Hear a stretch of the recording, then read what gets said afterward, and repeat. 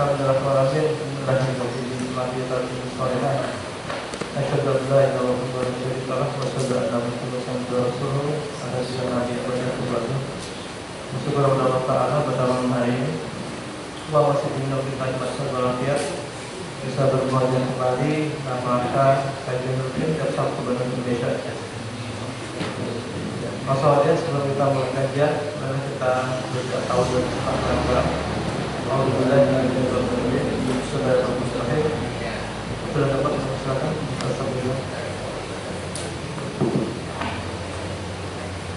Bismillahirrahmanirrahim. Assalamualaikum warahmatullahi wabarakatuh. Alhamdulillah nahmaduhu wa nasta'inuhu wa nastaghfiruh.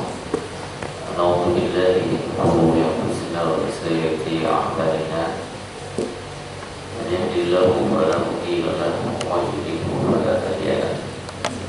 Asyhadu an la ilaha illallah wahdahu la syarika lahu wa asyhadu anna Muhammadan abduhu wa rasuluhu la nabiyya ba'dahu. Allah Ta'ala fil Qur'anil 'azim. A'udzu billahi as-sami'il 'alim minasy syaithanir rajim. Ya ayyuhalladzina amanu taqullaha haqqa tuqatih wa la tamutunna illa wa antum muslimun. Qala Rasul ma jalasa qaumun fi baitin min buyutillah yatluna kitab wa yatadarasunahu bima bainahum illa nazalat alaihim sakinah wa ghashiyatuhum rahmah wa hafathumul malaikatu wa dzakarahumullahu fi man yasha. Bismillah sadri wa yassir li amri wa hlul min lisani yafqahu qawli. Allahumma inni as'aluka bi anna lakal hamdu la ilaha illa anta wahdaka la syarika laka al-mannan badi'us samawati wal ardi ya dzal jalali wal ikram ya hayyu ya qayyum. Alhamdulillah, bersyukur pada Allah pada kesempatan di malam hari yang berbahagia ini Allah senantiasa memberikan nikmat yang kepada kita semua, terkhusus nikmat ketaatan yang menjadi salah satu tanda kita senantiasa menjadi hamba-hamba Allah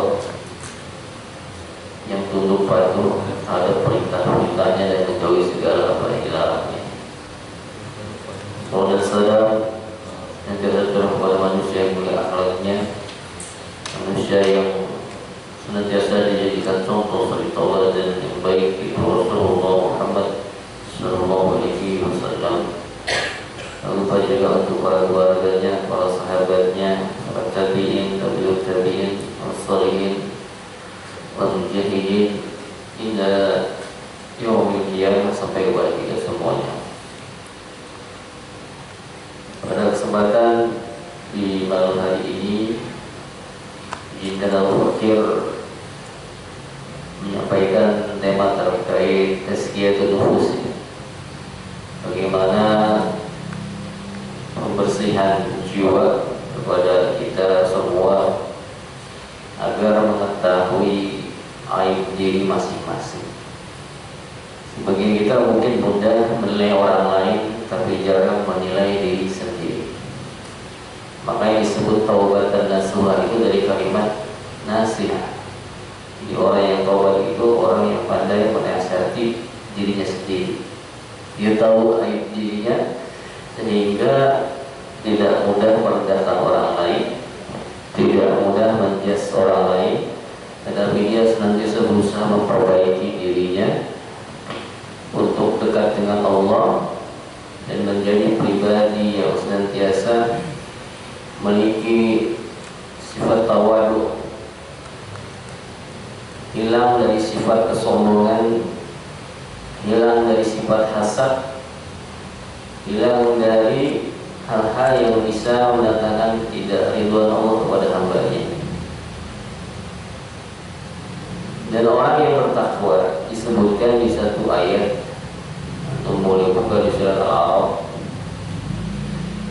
tepatnya di ayat 201. Situ Allah katakan, innal ladzina taqaw, sesungguhnya orang-orang yang bertakwa idza masahu ta'ifun minas syaitan, jika datang setan menggodanya. Setan itu datang dari depan, dari belakang, dari samping kiri, dari samping kanan. Targetnya wala tazidu aktsarahum syakirin, agar kita ini terhindar dari perilaku yang senantiasa bersyukur atas nikmat Allah.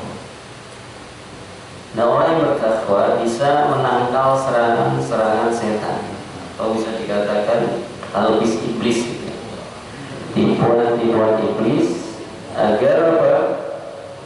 Dia tidak terjebak di dalam fitnah, syubhat dan syahwat khususnya. Nah, orang yang bertakwa, idza masahu ta'ifun minasyaitan, ketika setan datang kepada dia, kemudian dia seketika akan mengingat Allah.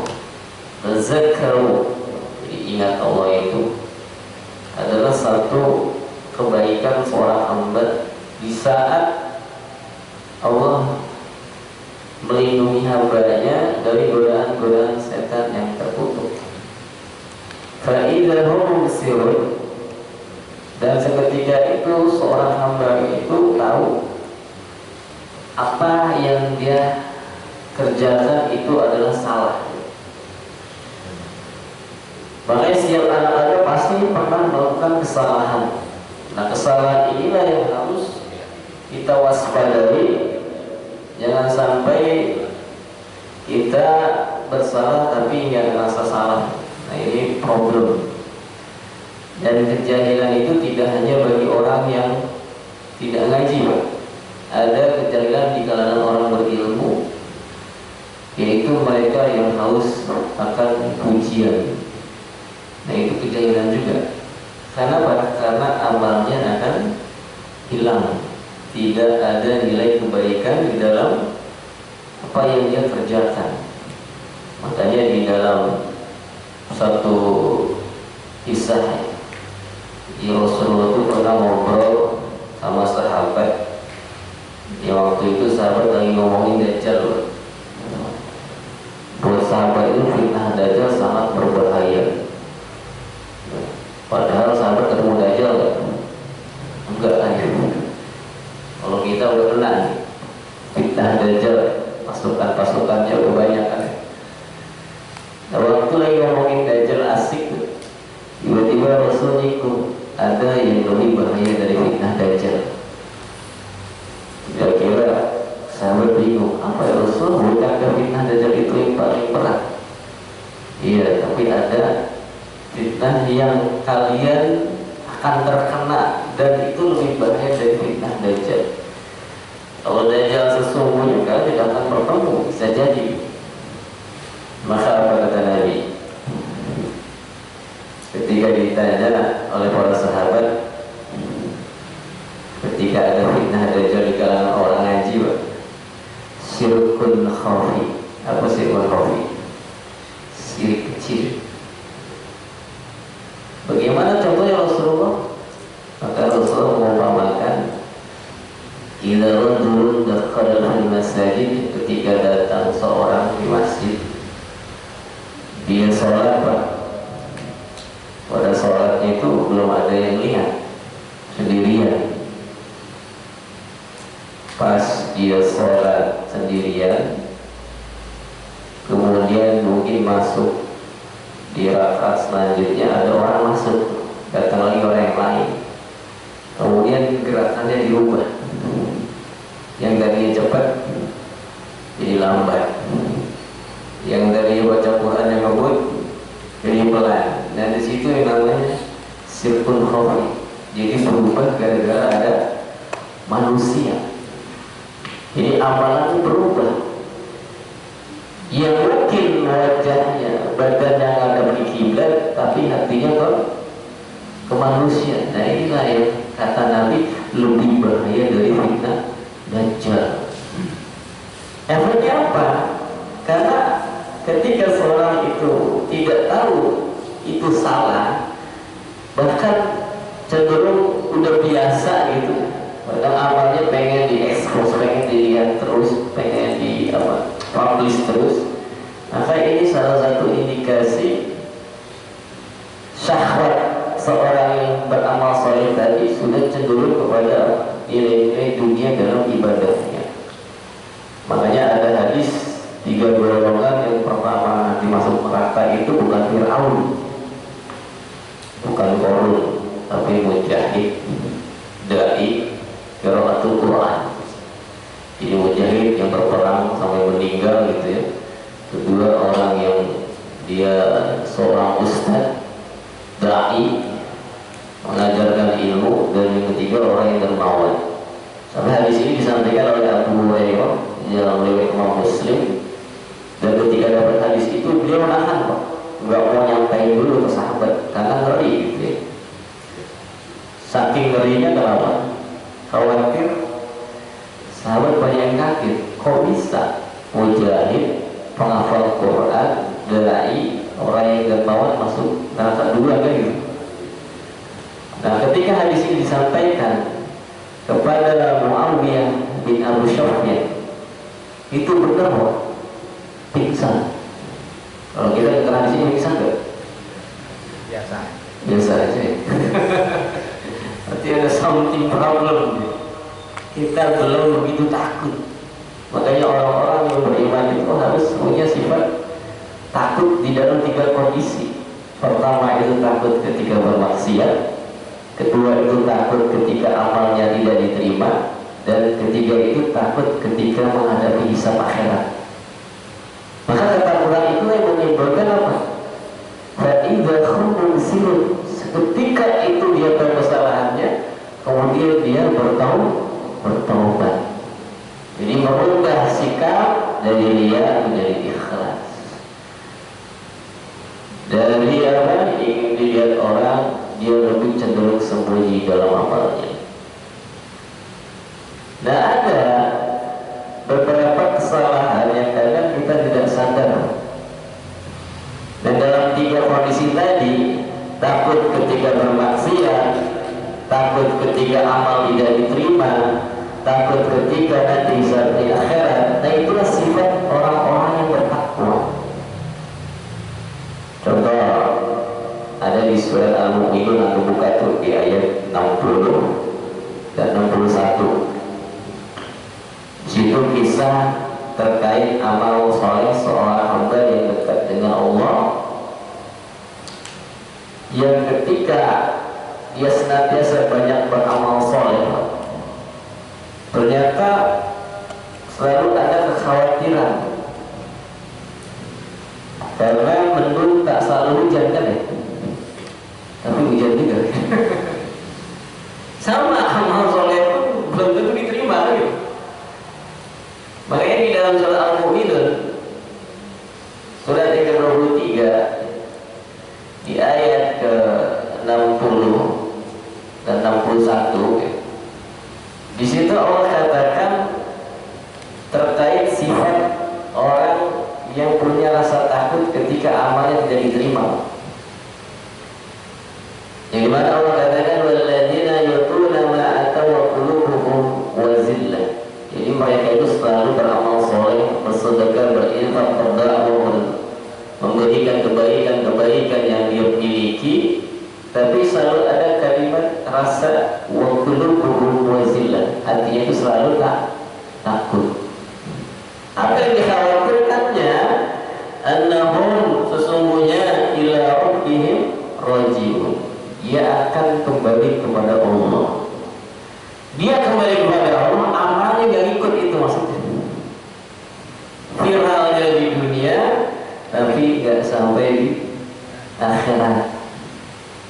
Makanya di dalam kitab Imam Az-Zahabi terkait dosa syirik itu, beliau menukil satu hadis. Jadi orang yang riya itu, mereka ibarat ke pasar mau belanja, di tasnya itu udah ada uang dinar, uang dirham gitu. Tetapi ketika sampai di pasar ternyata yang dibawa batu. Kira-kira beli nggak? Bisa beli nggak? Bisa belanja nggak? Batu isinya? Tidak bisa. Nah, sama para sahabat yang beliau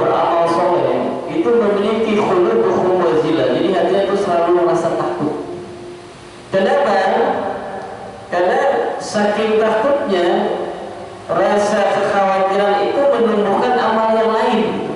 Jadi kalau antum udah rajin taklim nih, di masjid ini, di masjid itu, di majelis ini, majelis itu, dia udah merasa cukup.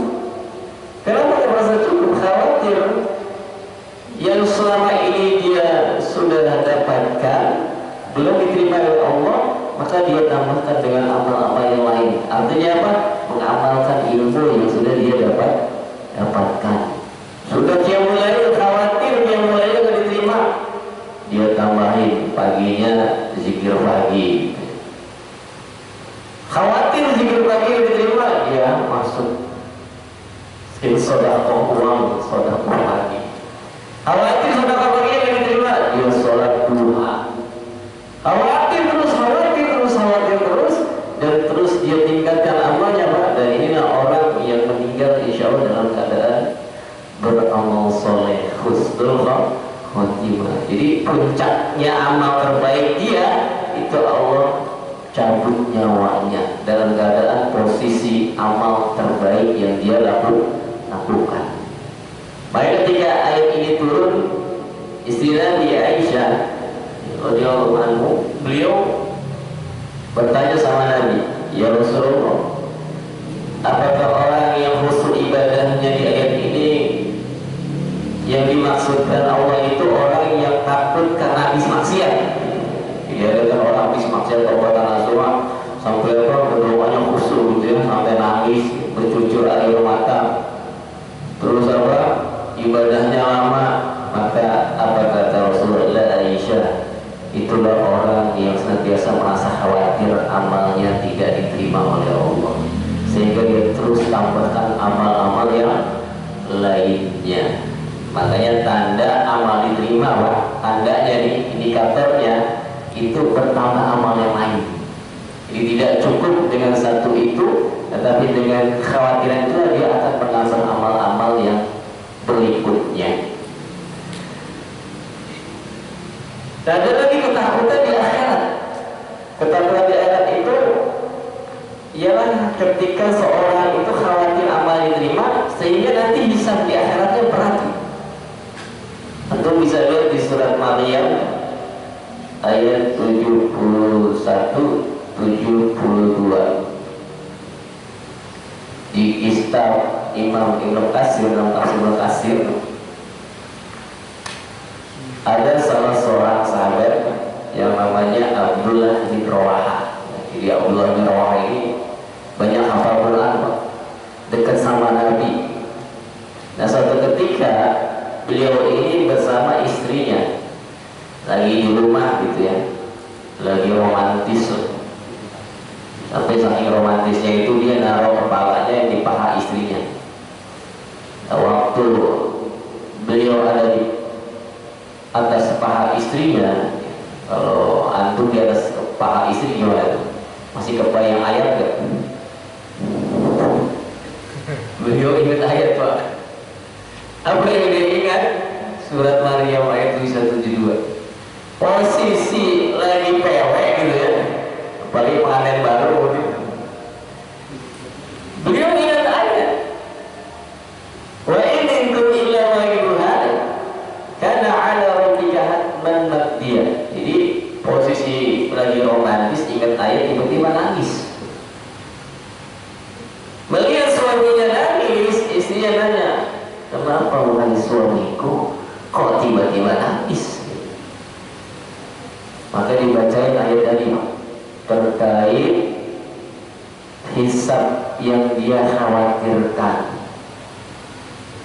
Dia jawab bersama suaminya, wahai istriku, aku ingat surat Maryam ayat 71-72 yang dimana Allah katakan tidaklah di antara kita nanti melainkan akan mendatangi neraka jahanam. Tafsirnya dua, Pak.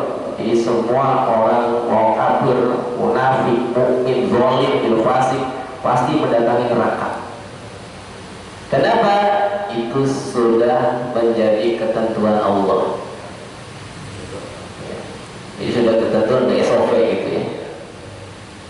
Ada yang mengatakan masuk neraka, ada yang melewati sirat. Sirat kan boleh neraka. Dan ketika orang yang bertakwa itu melewati neraka itu, ketika masuk di panas. Kalau bertakwa, kalau benar keimanannya, baik ketakwaannya, tidak membawa apa? Sifat zolim. Ini tidak bawa kezoliman di dalam akhiratnya, dia sudah bertaubat kepada Allah. Yang kedua, dia melewati sirat. Ketika ada kezaliman yang masih dia tahu belum diampuni dosanya, maka dia akan terpleset dan jatuh di dalam neraka itu. Maka apa? Dan dibiarkan orang tersebut bersujud di neraka itu sampai bersih segala dosa-dosa yang dia lakukan. Berapa lama, Pak? Tergantung dosanya. Makanya fa'amman saqulat mawazinu fa ummuhu hawiyah. Siapa yang ringan timbangan kebaikannya, punya amal soleh, cuma ringan ditimbang berapa dosanya gitu, ngecomblang gitu, maka tempatnya neraka. Padahal punya amal, tapi nggak cukup tuh kuotanya untuk masuk surga tanpa hisab. Makanya kesalahan yang pertama nih yang kita harus sadari, biar kita tahu kesalahan diri, Pak. Itu pertama ialah banyak datang ke majelis ilmu. Ya kadang banyak orang jamaah habis ngaji bilang gini, itu buat banget dia ngomongin, nyindir saya banget tuh. Memang ini saya ada masalah itu kan. Itu sering kayak gitu. Padahal saya nggak ada maksud nyampaikan, tapi kadang Allah memberikan izin untuk orang sampai kepada posisi itu. Nah inilah keberkahan majelis ilmu.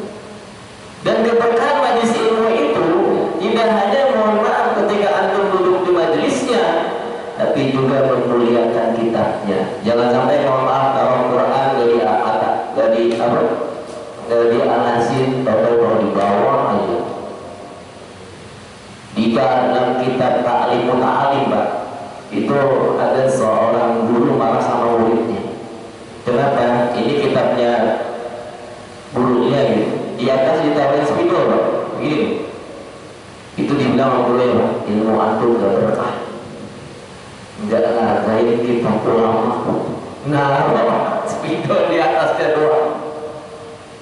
Sakitnya guru itu khawatir ilmunya cuma sampai di mulutnya, tidak sampai kepada qalbunya.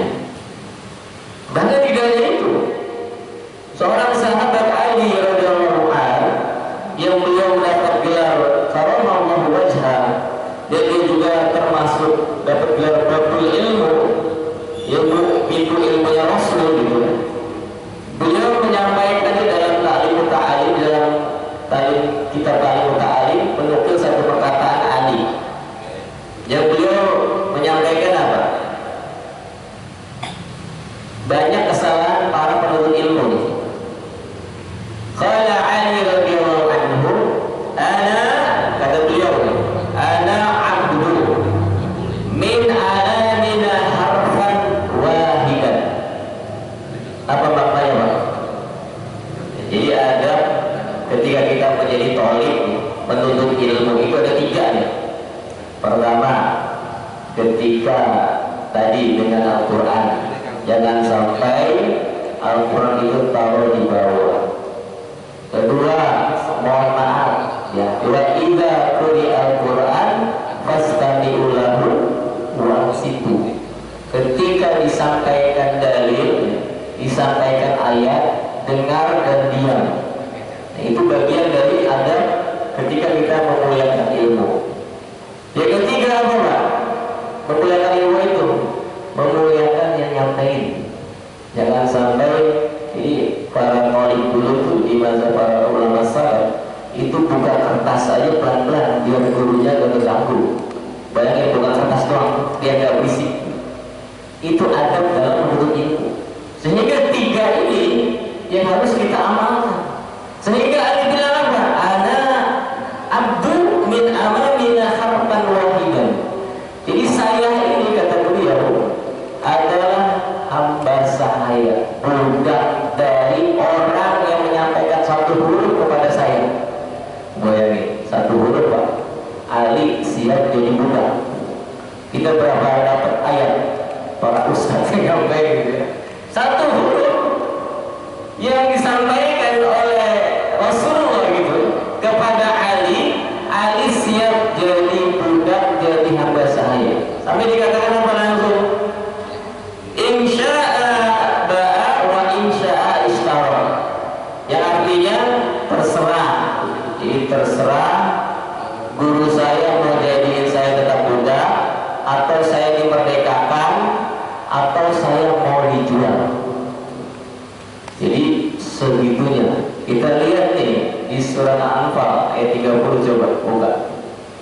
Nah ini bukti Ali itu benar-benar mengamalkan ilmu. Makanya beliau dapat apa? Gelar Babul Ilmu, pintunya ilmu dari Rasulullah Muhammad Sallallahu Alaihi Wasallam. Coba buka surat Al-Anfal ayat 30.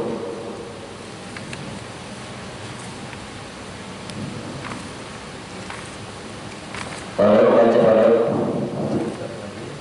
وَإِذْ يَمْكُرُ بِكَ الَّذِينَ كَفَرُوا لِيُثْبِتُوكَ أَوْ يَقْتُلُوكَ أَوْ يُخْرِجُوكَ وَيَمْكُرُونَ وَيَمْكُرُ اللَّهُ وَاللَّهُ خَيْرُ الْمَاكِرِينَ.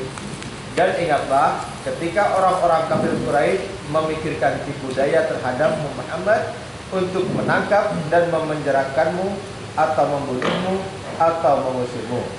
Mereka membuat tipu daya dan Allah mengagalkan tipu daya itu. Allah adalah sebaik-baik pembalas tipu daya. Nah ini ketika apa? Para musyrikin Quraisy rapat di parlemennya, Pak. Apa parlemen Quraisy? Darul Nadwa. Kalau sahabat Darul Arqam. Waktu beliau lagi meeting seperti ini, Pak, itu kalau kita lihat tafsir, meetingnya itu mau mencegah dakwah Rasulullah Muhammad SAW yang semakin berkembang di Mekah, semakin banyak pengikutnya. Ayo rapat tuh besar Quraisy, kita rapat. Gimana nih kita menghentikan dakwahnya Muhammad?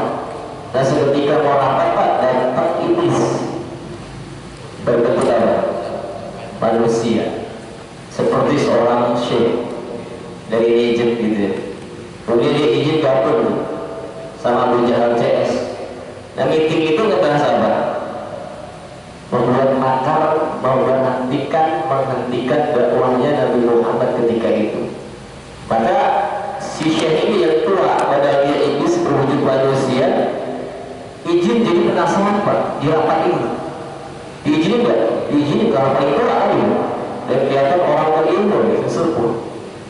Akhirnya si iblis itu mengajukan apa yang mau antum sampaikan, pendapat apa yang mau antum ajukan, cara mencegah dakwah tauhid yang Nabi lakukan sampai memecah belah keluarga. Dan Nabi dakwahnya itu dipitnahnya apa? Farraqqa bainan nas, memecah belah manusia, istri masuk Islam, cerai kan gitu. Ada anak masuk Islam tinggalin emaknya. Jadi memecah belah keluarga. Akhirnya apa? Maka disampaikanlah sama iblis tersebut, monggo sampai pendapat antum. Ada sahabat Quraisy bilang gini, bukan sahabat Nabi ya, sahabat Quraisy. Kalau sahabat Nabi orang yang bertemu Nabi beriman, kalau nggak beriman bukan sahabat, musuh. Ketika dia ditanya, ada sahabat dari Quraisy bilang gini, ya Syekh, gimana kalau kita usir aja ke Muhammad dari Mekah, biar dia ke dakwah lagi. Kata si iblis bilang apa? Jangan, mulutnya lihai Muhammad itu. Nanti kalau dipindahin ke tempat lain, dia dakwah terus. Nanti banyak pengikutnya tuh. Ditolak tuh pendapatnya. Yang kedua, pendapat saya kata sahabat Quraisy itu, gimana kalau kita penjara aja, kita tangkap? Jangan, kata iblis. Kenapa? Karena kabilahnya Muhammad bisa nyerang kita, karena dia masih takut juga tuh dengan kabilahnya Rasulullah bersama para paman-pamannya. Baru Pak Abu Jahal. Nah, Abu Jahal yang pendapatnya yang brilian, bahkan di ACC sama siapa? Sama iblis. Bagaimana kita kumpulkan semua kabilah, kita ambil pemuda-pemuda yang dikasih senjata, kita serang. Dengan itu kabilah Muhammad tidak bisa menyerang karena semua kabilah bersatu untuk menghentikan dakwah Nabi Muhammad tersebut. Akhirnya di ACC pendapatnya Abu Jahal. Setelah di ACC, nah inilah bukti Ali menjadi budak, Pak. Jadi waktu rapat itu sudah terjadi, Jibril bocorin berita itu kepada siapa? Rasulullah. Oh, dapat bocoran kan langsung. Ente pergi malam ini mau diserang sama orang-orang kabilah-kabilah yang ada di Mekah. Mereka bergabung bahkan mempersenjatai para pemuda. Akhirnya apa? Rasulullah meminta Ali mengganti tempat tidurnya, dia di posisi tempat tidurnya Nabi. Nah ini resikonya apa, Pak? Resikonya apa? Mati kan gitu.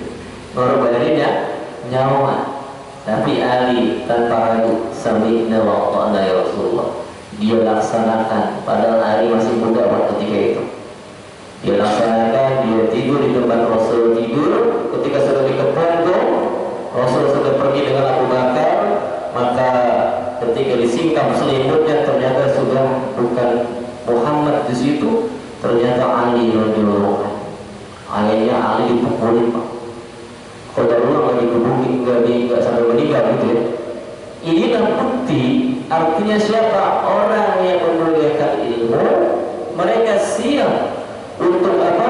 Menjadi budak ya. Dalam konteks budak di sini benar-benar memuliakan ilmu dengan memuliakan yang menyampaikannya, dengan memuliakan kitabnya, dengan memuliakan majelisnya. Jangan sampai ilmu itu berlalu tanpa kebaikan yang kita dapatkan di dunia, bahkan nanti dalam kehidupan akhirat. Maka tidak hanya itu, seorang Abdullah ibn Mubarak, seorang ulama tabi'in yang menulis kitab Az-Zuhud, beliau itu punya anak. Anaknya ini kadang beliau sibuk dakwah, dia panggil tuh temannya seorang ulama juga, cuman suruh ngajarin surat Al-Fatihah. Surat Al-Fatihah kepada anaknya sampai benar tuh makhrajul hurufnya, sampai benar sifat hurufnya, panjang pendeknya. Setelah sudah selesai, maka si guru itu diberikan satu bungkusan uang dinar. Ternyata jumlahnya ketika dirupiahkan itu hampir 70 juta. Bayangin antum jadi ustadz ajar Al-Fatihah doang dikasih 70 juta, sedep gak, Pak? Berikan wah seru nih. Itu karena apa? Karena memuliakan ilmu. Makanya para ulama terdahulu ada 6 kaifiat. Salah satunya biar kita sukses untuk ilmu apa? Hasibah ya, sibuk banyaklah kita menghitung apa sih yang sudah kita keluarkan untuk ilmu tersebut. Hari ini banyak manusia mengeluarkan harta buat ilmu dunia. Baik jadi apa? Sekolah, kuliah, dapat gelar doktor, lulus S1 nggak cukup, S2 nggak cukup, S3 cukup, Samsung S2, nggak berhenti terus ingin gelar dunia itu dia dapatkan, bahkan mengeluarkan harta yang banyak. Tetapi sudahkah untuk ilmu kita seperti itu? Makanya doa yang kita minta di dalam setiap zikir pagi itu, Allahumma inni as'aluka ilman ilmu dulu, Pak. Baru tuh rizqan thayyib, baru rizki. Kebanyakan kita mohon maaf fokus ke rizki, ilmunya lupa. Sehingga kalau udah sibuk dengan rizki, udah gak dapat ilmu karena disibukkan. Akhirnya kalau sudah disibukkan dengan mencari uang, enggak pakai ilmu, akhirnya sholat lalai juga bodo amat, korupsi dikit-dikit bodo amat, dapat sogokan bodo amat, karena enggak pakai ilmu. Ilmunya ditinggalin, duitnya didapetin. Bisa jadi banyak uangnya, banyak secara apa tampak dunianya, tetapi Allah akan hinakan dia dengan dunia tersebut ketika dunia itu tidak diimbangi dengan ilmu. Makanya ini poin pertama ya, agar kita tahu kesalahan kita, Pak. banyak-banyak datang di majelis, muliakan ilmunya dengan memuliakan kitabnya, memuliakan yang menyampaikannya, dan memuliakan ketika duduk di majelis ilmunya. Jangan sampai kita sekedar duduk, sekedar datang, sekedar baca, tetapi tidak mengamalkan ilmu tersebut yang Allah sebutkan dalam surat Al-Baqarah ayat 121. Coba buka ayat 121 surat Al-Baqarah.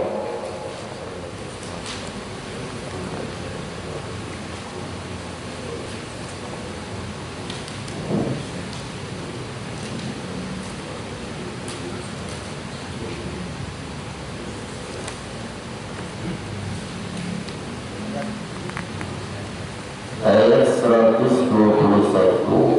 Monggo dibaca yang ada katamu.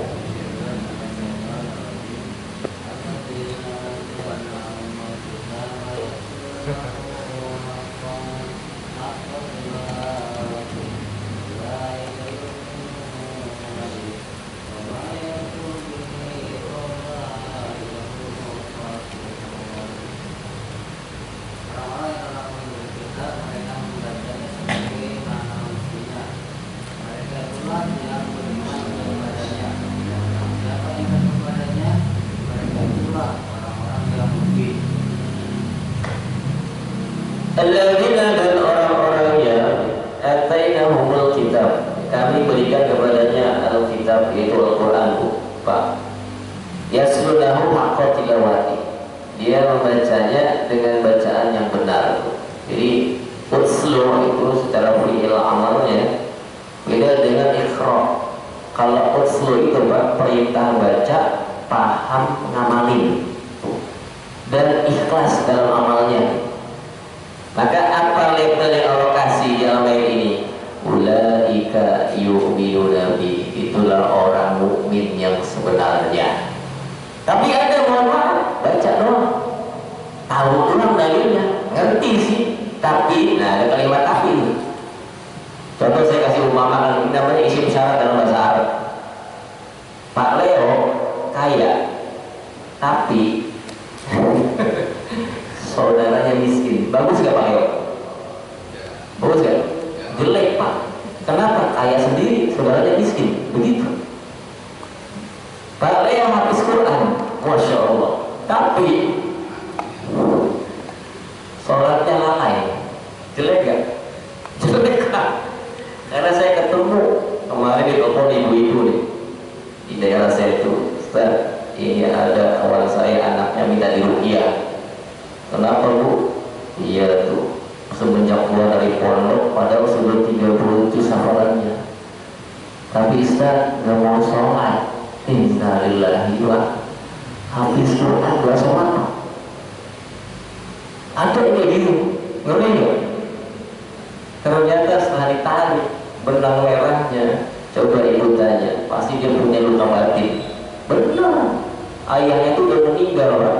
Ayah meninggal, ibunya Singapura. Ternyata dia dendam sama bapaknya.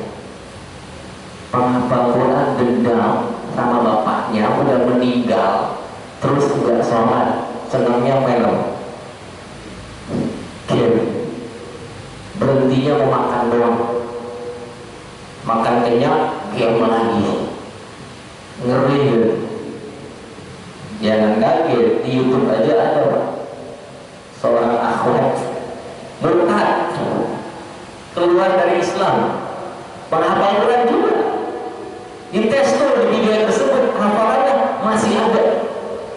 Ngeri gak? Hafalannya masih ada, tetapi kebaikannya sudah tidak ada. Inilah disebut apa? Wa may yakfur bi fa ulaika humul khasirun. Dia hafal doang, tidak sampai membentuk pribadi apa tadi? Yaslulahu haqqa tilawati. Bacanya Pak, enggak sampai pada bacaan yang benar. Apa maksud bacaan yang benar di sini? Kata para ulama itu, yang haram tetap haram, yang halal tetap halal. Nah, orang yang bacanya enggak benar, yang halal jadi haram, yang haram jadi halal, tergantung kondisi. Nah, itu hati-hati itu. Tahu dalil,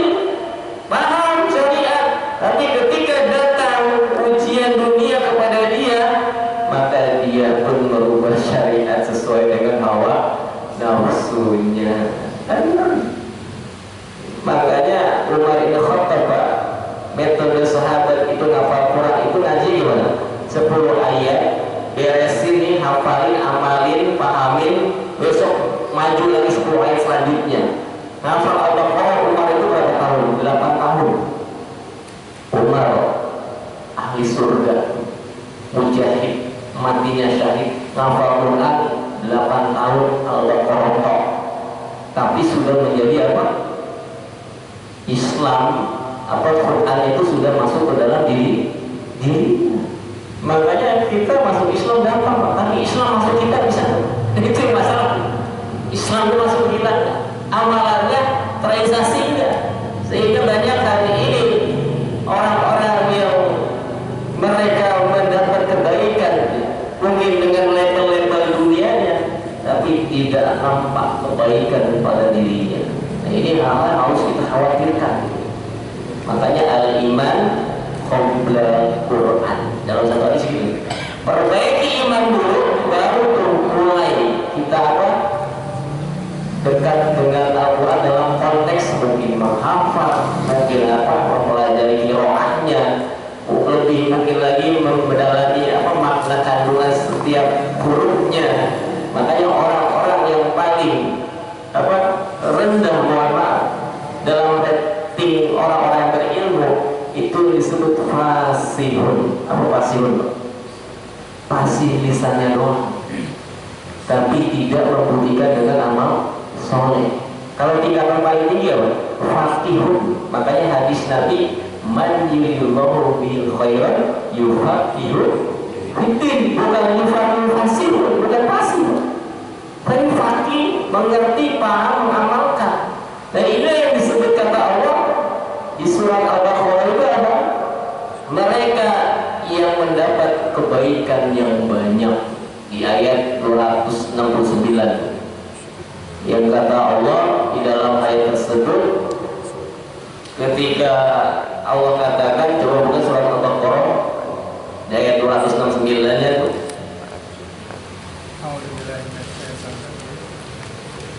Yu'til hikmatu man yasha wa man yu'tal hikmata faqad utiya khairan katsira wa ma yadzakkaru illa ulul albab. Allah menganugerahkan hikmah kepahaman yang dalam tentang Al-Quran dan As-Sunnah kepada siapa yang Dia kehendaki, dan barang siapa yang dianugerahi hikmah itu, ia benar-benar telah dianugerahi karunia yang banyak, dan hanya orang-orang yang berakalah yang dapat mengambil pelajaran dari firman Allah. Yu'til hikmata man yasha. Jadi Allah itu memberikan hikmah kepada siapa? Liman yasha, yang Allah kehendaki. Wa may yu'ta hikmah, siapa yang diberikan hikmah, maksudnya memahami ilmu din Islam, faqad, pakai tauhid, sungguh dia sudah mendapat kebaikan yang banyak. Jadi kebaikan yang banyak itu bukan harta. Antum paham Islam, antum amalin, antum dakwahin, dan itu menjadi suatu kebaikan yang sempurna, dan Allah angkat derajat kita dengan apa? Ilmu. Makanya orang yang berilmu itu bukan cuma hafal. Kata salah seorang sahabat Ibnu Mas'ud, ilmu itu bukan yang dihafal, bukan yang dicatat, tapi ilmu itu innama yakhshallaha min ibadihil ulama. Ilmu yang mendatangkan rasa takut. Kalau takut tadi itu dosa kita kerjakan, takut kalau amal tidak diterima, takut hisab akhirat yang berat. Itulah orang-orang yang berilmu. Antum apal ikhlas nih, tapi benar tuh mendalami ikhlas, antum takut sama Allah. Ulama berilmu benar-benar takut dengan Allah. Contoh Bilal baru ngafalin al-ikhlas disiksa dengan ahadun ahad, baru hafal al-ikhlas. Kita surat Al-Baqarah, Ar-Rahman, Al-Waqi'ah, ada sawaban halal, ada orang cewek cakep halal. Musibah. Ternyata surat yang kita hafal tidak merubah diri kita menjadi lebih baik. Na'udzubillah, tsumma na'udzubillah min dzalik. Maka inilah peran pertama. Jadi biar kita tahu kesalahan diri kita, banyaklah datang ke majelis ilmu dan dengarkan ilmunya dan muliakan ilmunya. Yang kedua, agar kita tahu kita ini dalam posisi salah, bertemanlah dengan teman yang soleh. Jadi teman yang soleh itu cenderung dia akan care sama saudaranya sesama mukmin ketika melakukan kesalahan. Dia akan nasihati saudaranya dengan cara yang baik, tidak di depan umum gitu ya, atau di tag di grup sambil dikasih tausiah gitu lah. Tapi teman yang baik dia akan mendatangi empat mata. Antum salah tadi begini, antum salah tadi begitu.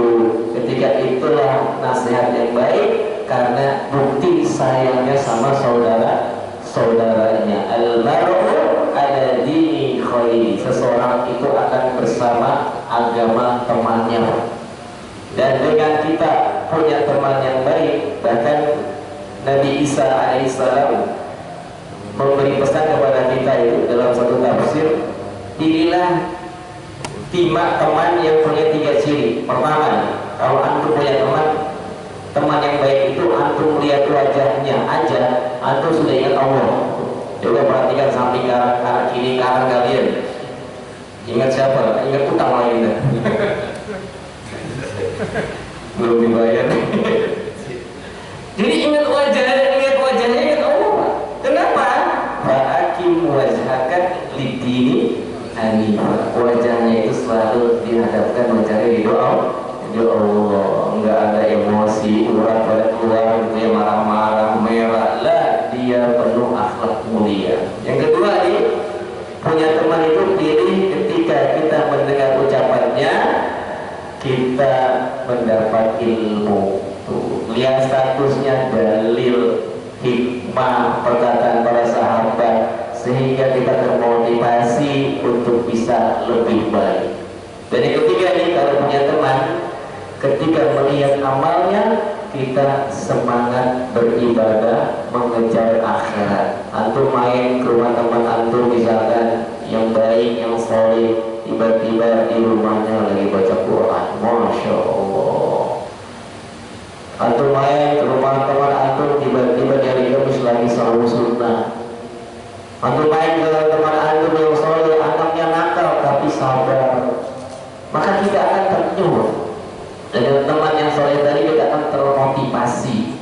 Makanya carilah teman yang baik, karena teman yang baik seperti itu akan mendapat kebaikan untuk kita di dunia, terlebih nanti dalam kehidupan akhirat. Makanya disebut minan nabiyyin, siddiqin, syuhada, sholihin. Nah, sholihin ini 2 cirinya, lahir batinnya benar, bukan cuma lahirnya doang. Ini mungkin yang bisa Anda sampaikan 2 poin saja, walaupun ada 4 poin. Insya Allah nanti pada kesempatan yang lain kita bisa lanjutkan. Kurang lebihnya mohon maaf, yang benar datang dari Allah, yang salah dari saya pribadi. Ada Allah yang menjadi Assalamualaikum warahmatullahi wabarakatuh. Bukan jazakallah kepada Pak Ustaz Muda yang telah memberikan kajian pada malam hari ini. Insyaallah bisa bermanfaat dan berkah. Bila tutup yang bercanda kepada Bapak Majelis. Alhamdulillah.